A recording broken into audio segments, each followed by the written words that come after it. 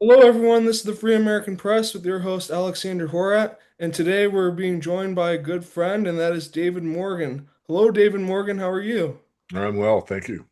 Oh, good. I'd like to take the time to introduce David Morgan for everybody. And David Morgan is a widely recognized analyst in the precious metals industry and consults for hedge funds, high net worth investors, mining companies, depositories, and bullion dealers. He is the publisher of the Morgan Report, a world-class publication designed to build and secure wealth. He is the author of the Silver Manifesto and a featured speaker at investment conferences worldwide. So, David, what have you been up to lately? Do you have any new projects? Yeah, I do. I've been working on a documentary called Silver Sunrise, and it's just about finished. I'm going to bring up the landing page here real quickly. So it's gives you kind of an overview of what the movie's about or the documentary's about. Um, this thing will load. So we all have heard, the love of money is the root of all evil. If we're going to understand that money is the root of all evil or the love of money, first we have to understand money. And we do that in this documentary. But the purpose of it is to kind of change our thinking about money. The subtitle is Breaking Free from the Stress, Fear, and Control of Money. And if you believe what I believe, and I believe that their money has power, in other words, money can control things. If you own the media, for example, then as the owner of the media, you can control it or slant it or edit it or whatever. So it does have power. And if the power of money gets out of hand, which I believe it has and has been that way for some time, then we really have less control over our own lives. So basically, we explore that theme and ways to, let's say, overcome it or readapt to it or change our thinking about it. And so, again, we're just about the end. I saw the first rough draft of the final cut. In other words, the film has been completed as far as all the film that we're going to shoot. That's been accomplished a few months back. Now it's a question of putting it all together in a cohesive form, and the cohesive form is based on the narration, which you do before you even start filming the interviews.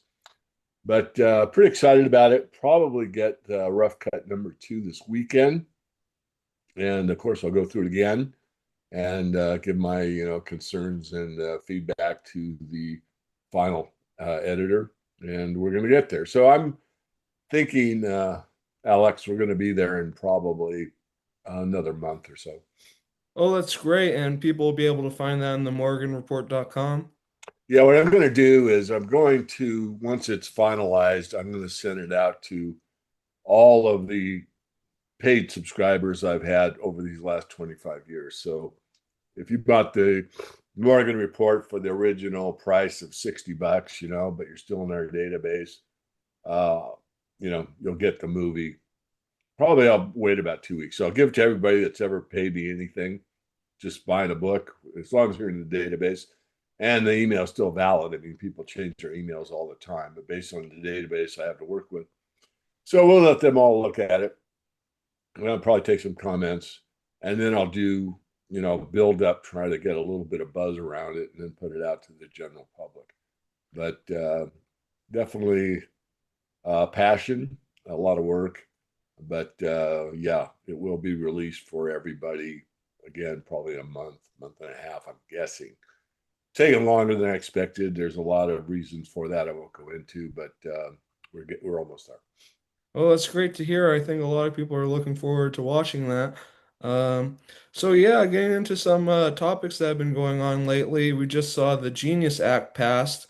So I was wondering what your thoughts were on the Genius Act. Well, we've been writing about the blockchain technology for years now. We call it Blockchain Brief. Used to be written by David Smith, who's unfortunately left us, passed on. Oh, September will be 2 years. I gave it to my daughter to take over that part of the report. She's doing a great job. But Genius Act. I mean, everything's being pushed toward this AI slash CBDC or CBDC lookalike uh, from the, let's say, powers that be. So if you go back just a few years, you hear major political figures, even major bankers and that type would say, "Oh, it's I don't like Bitcoin. I don't trust it. It's not.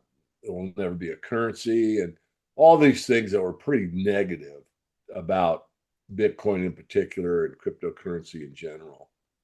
And as of late, meaning the last year, 6 months particularly, you've seen this huge push. So the Genius Act is basically saying, hey, let's buddy buddy and get going on this thing. And here's the rules we're going to play by. And, we're going to need it in the future for the financial architecture that's coming on fast. So that's it. I mean, it's a way to legitimize and have legislation slash regulation that's favorable to uh, the whole idea of having a blockchain based financial transactions across the board on a global basis. Do you think it's a backdoor to the CBDC? In some cases, I think it could be. I think the CBDC is a little overblown, maybe from people such as myself. So the political class is very good at obfuscating situations. So Trump comes out and said, "We will never have a CBDC in America." So people that think at a shallow level go, "Oh my goodness, see, we don't have anything to worry about. There won't be a CBDC." Right. What some of those shallow thinkers or people that haven't examined further fail to think beyond is that you don't have to have a CBDC to have a total shutdown programmable currency. It could be issued by JP Morgan or it could be issued by the Fed, which is doubtful. You'd have to change the legislation for the Fed to do it directly. So, and again, that would be central bank, even though it's a private corporation. So, what you'll see probably is a way of putting it out in, let's say, a corporate way, like an Amazon token or a bank token or bank tokens or maybe a brokerage house token or whatever. And what could happen with the software that's available now is you could have the perception of five different major tokens for final payment in the United States. But the reality behind it is the ISO 222 basically where's the clearing mechanism. And if it all clears through one place, you basically have a global system. So, in other words, it's sort of like the foreign exchange markets now. I mean, we have all kinds of different currencies worldwide, and they're usually based on a nation state and a certain geographic location, but they trade worldwide. They all clear through the banking system. So you have the idea that you have your own currency. In a way, you do. Going beyond that, I think the goal basically is to put it into a one world system where there really is one, actual total token that's used by everyone. But I think in the beginning you could go ahead and let these free what's left of the free market run with different ideas. So it's a big it's a big question.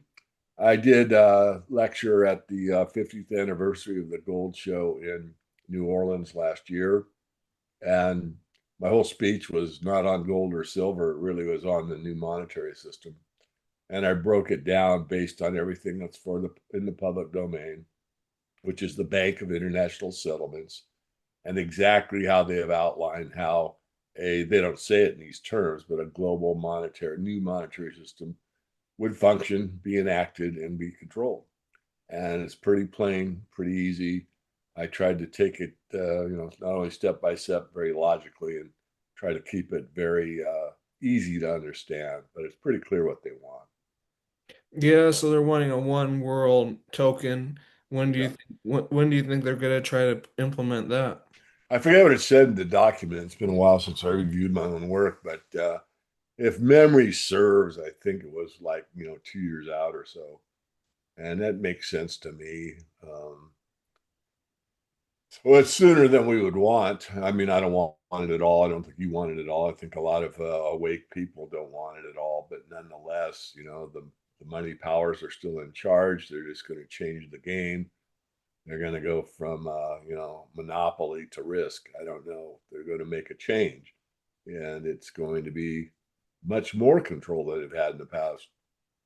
Right now, if you use currency, those pieces of paper, I mean, I could buy something from you or you from me or a storekeeper or a hamburger joint or whatever, and it's pretty anonymous. It's just, no one's going to say, "Where'd you get that cash?" At a restaurant is, pay for your meal and walk on. And ask your name. So you have some anonymity when it comes to making a purchase, and that's privacy, and that's basically how some financial transactions should be conducted. In my opinion, not to have anything to hide, but it's nobody's business but you and whoever the vendor or the counterparty is.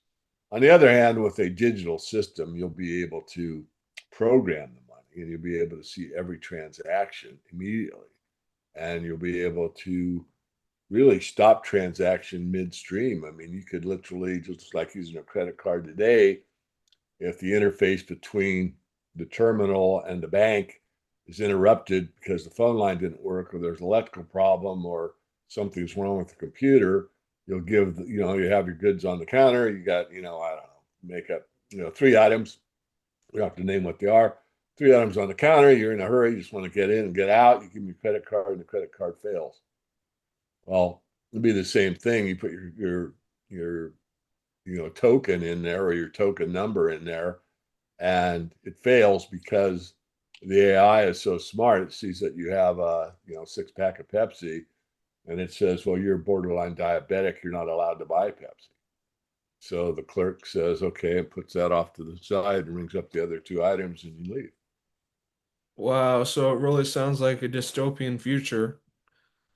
Well, that's what they're planning. The best I and many others in this realm will tell you, write about, lecture about, but that doesn't guarantee it's going to happen. There will be pushback at different levels, and we'll have to wait and see. But it's pretty obvious what the trend is. We're moving toward it, and we already really see it in China. I mean, in China, you can walk into a convenience store without any payment method at all. And just because of face recognition, it will let you in the store. So it's locked. It recognizes your face. It lets you in. You go and get those three items. You put it on the counter. There's no humans in to interact with at all. It face recognizes the second time and it debits your 10-cent account and you walk out. Yeah, that's pretty crazy. One thing that I found that's pertaining to this as well is we just saw the Secretary of Human Health and Services, RFK, said that he wants all Americans to be having a wearable within 4 years to track health.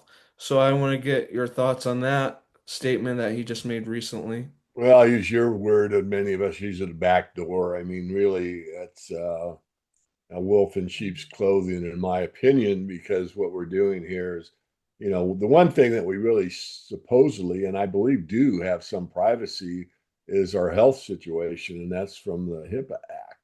And so, I cannot give my heart condition information to anybody without giving permission to the doctors first.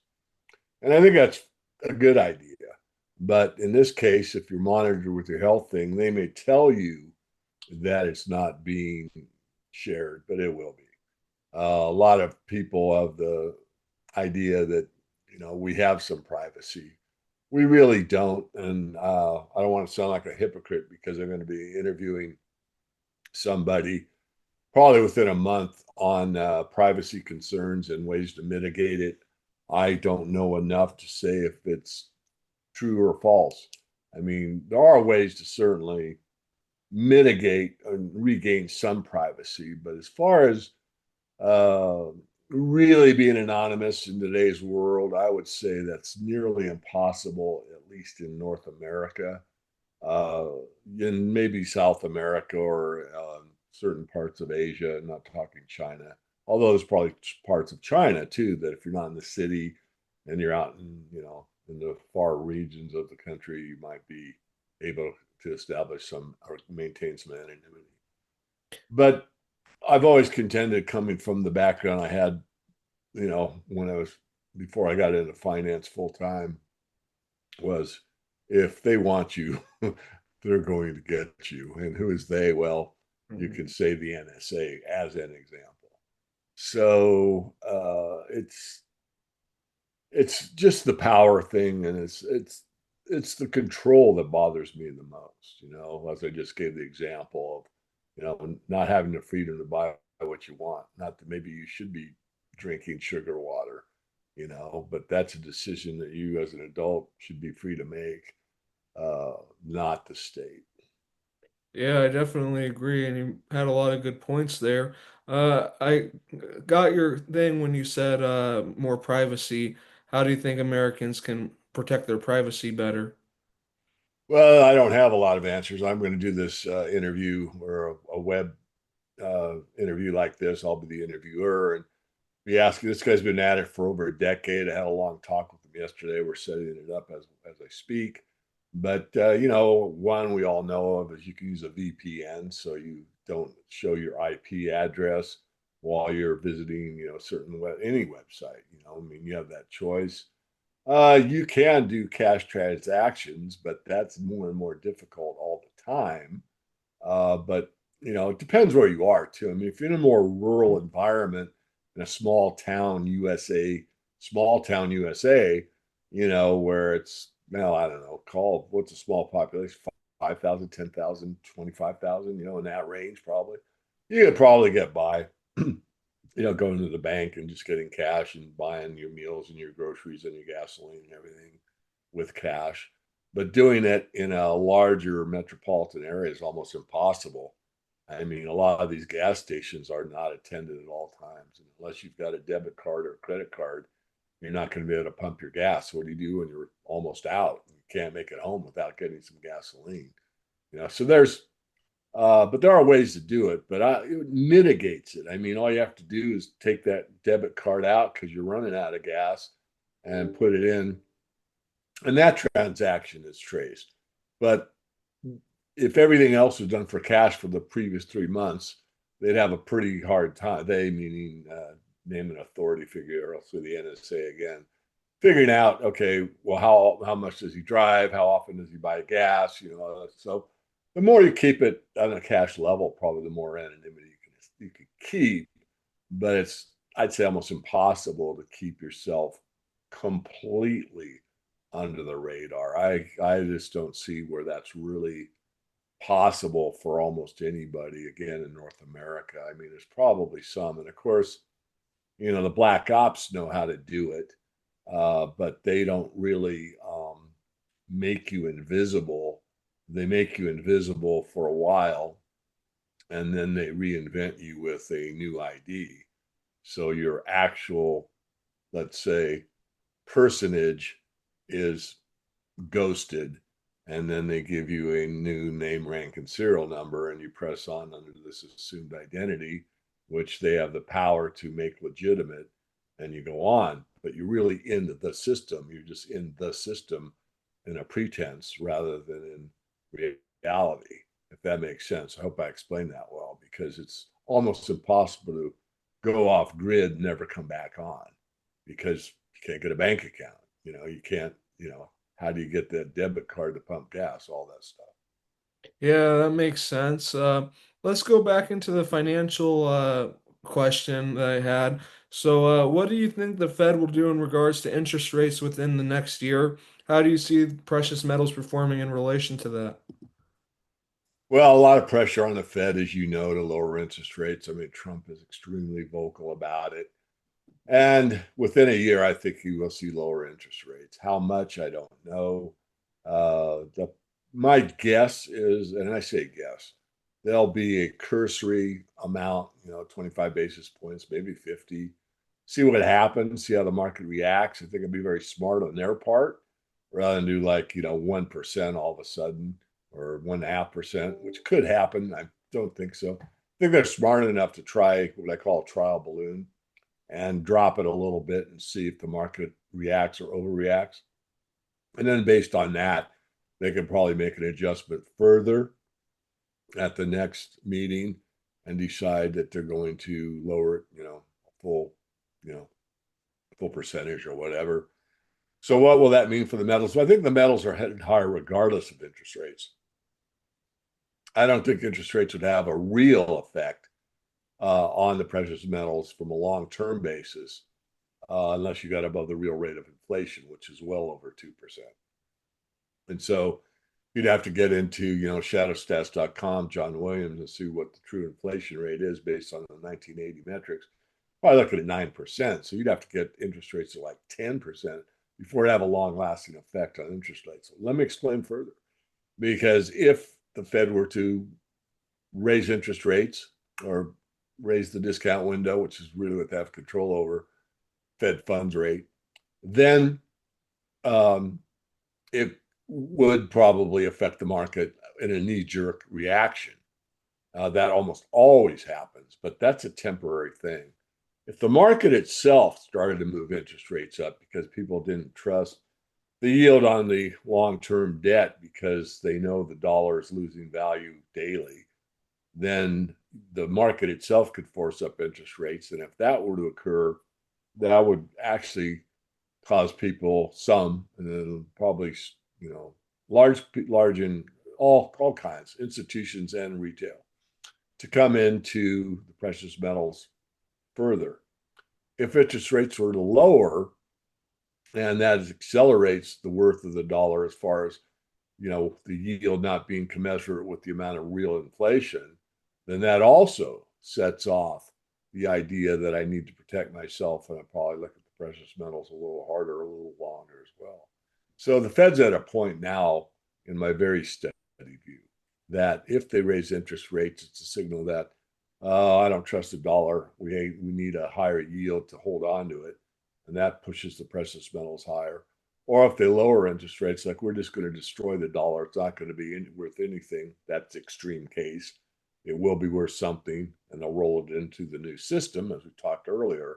But that will also accelerate the run of precious metals. So I think, regardless of interest rates, I mean, a lot of people make a big deal, and then lower interest rates are going to help the stock market. Well, the stock market's already topping. Now it could go further, and if we get into I would say hyperinflationary environment, but in an inflationary environment, there's no reason why the stock market couldn't just keep going higher and higher. I mean, that's what happens in great inflations. The stock market is a place to put your currency into to quote unquote protect yourself from the ravages of inflation.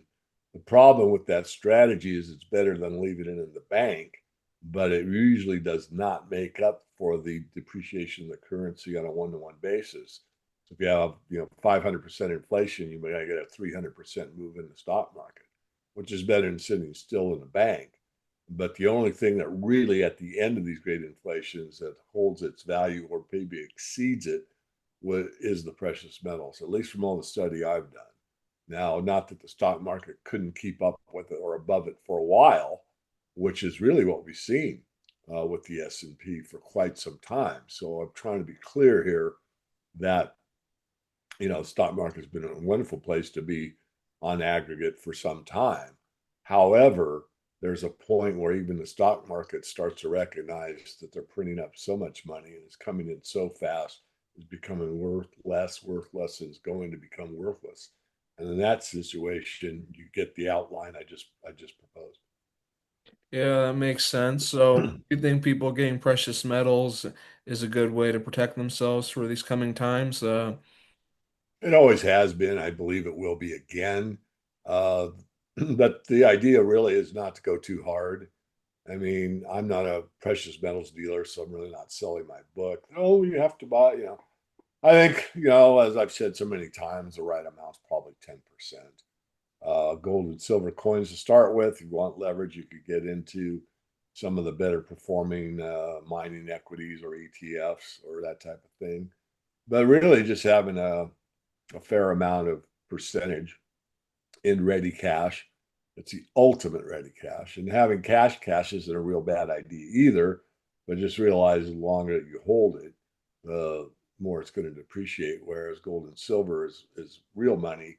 And usually, in most cases, especially in longer time frames, will maintain or exceed its original purchasing power. What are some other strategies that you think are good for protecting ourselves about what's coming?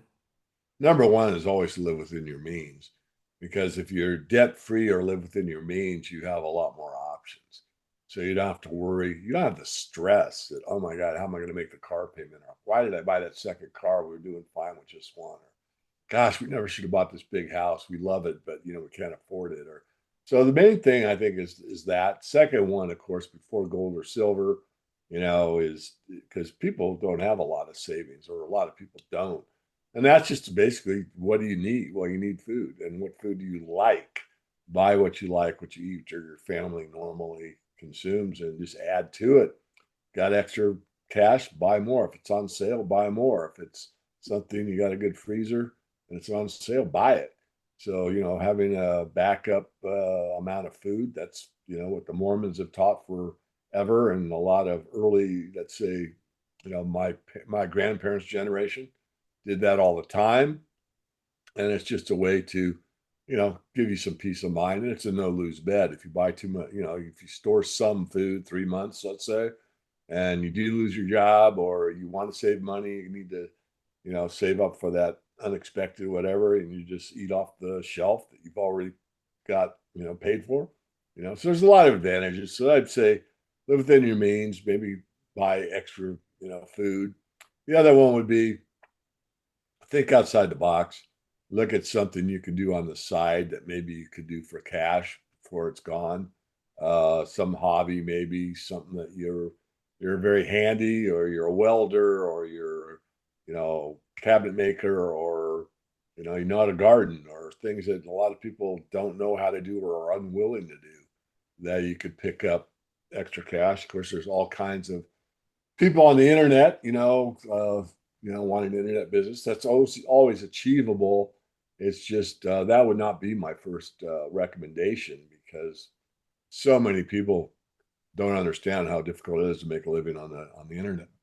I'm, I have, but I was an early adopter and established myself, over a quarter, 2.5 decades ago, and traveled the world. And I spent a lot of money to, get to, the recognition I have, which is really not that high up when you consider, some of these guys that run, hedge funds or are well-known bankers, whatever. But I digress.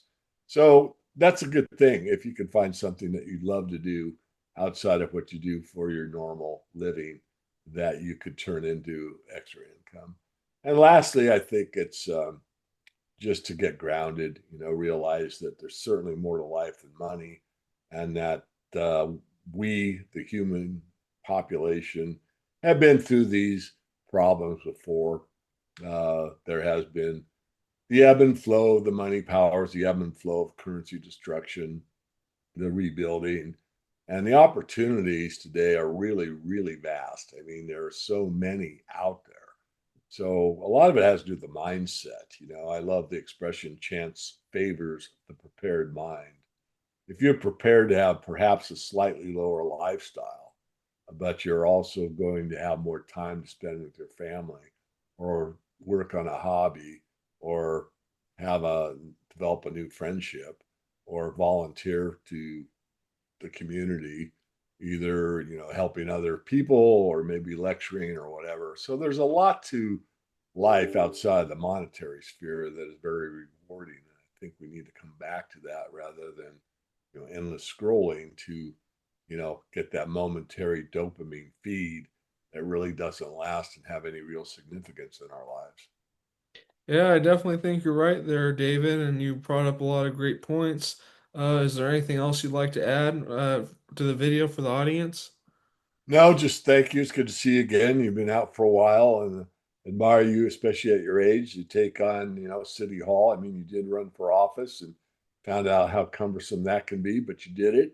Yeah. And you're working toward, higher education, which You know, not to discourage you, but it's really tough to go into the idea that, I get to college, I've got an advantage anymore with what's happening at such a rapid rate. But I wouldn't discourage you. If following your passion, by all means, continue to do it.